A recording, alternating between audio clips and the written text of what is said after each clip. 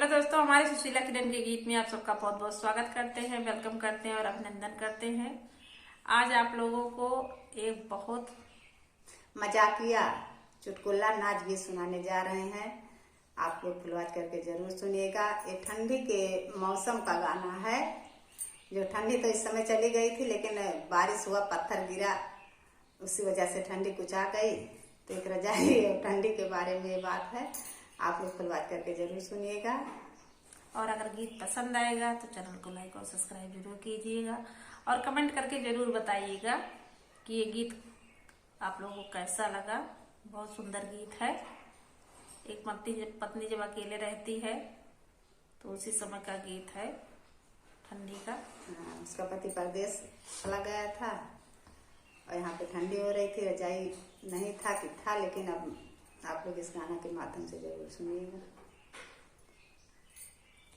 रतिया दहिया जड़ाल कहाँ जाई बलम, रतिया दहिया जड़ाल कहाँ जाई बलम, काम करे नाही कौनो रजाई बलम, काम करे नाही कौनो रजाई बलम, रतिया दहिया जड़ाल कहाँ जाई बलम, रतिया दहिया जड़ाल कहाँ जाई बलम, काम करे नाही कौनो रजाई बलम, काम करे नाही कौनो रजाई बलम।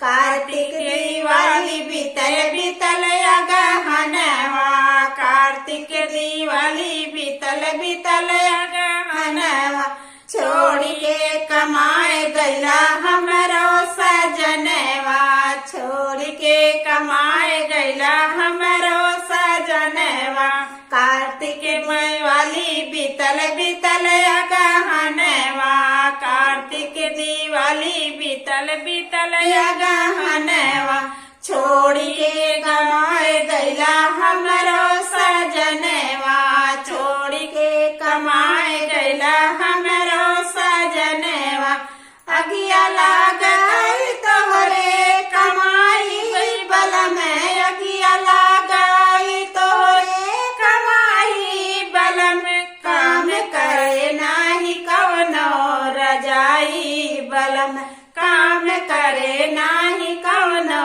रजाई बलम, रतिया दहिया जड़ाल कहाँ जाई बलम, रतिया दहिया जड़ाल कहाँ जाई बलम, काम करे नाही कौनो रजाई बलम, काम करे नाही कौनो रजाई बलम।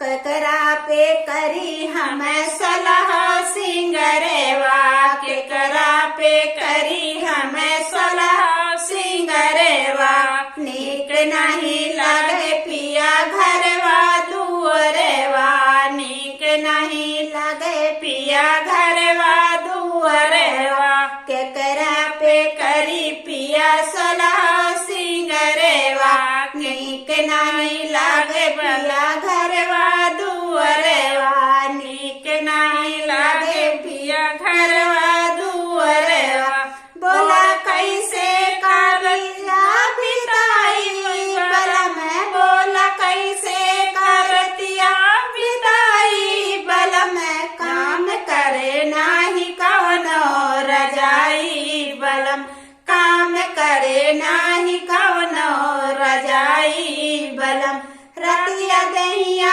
जड़ाल कहाँ जाई बलम, रतिया दहिया जड़ाल कहाँ जाई बलम, काम करे नाही कौनो रजाई बलम, काम करे नाही कौनो रजाई बलम। सैया जी हमरे हो बुझा परेशानिया, सैया जी हमरे हो बुझा परेशानिया, फगुनी बयार बहे सिहरे बदनिया, फगुनी बयार बहे सिहरे बदनिया, कैसे दिलवा का करी हम दवाई बलम, कैसे दिलवा का करी हम दवाई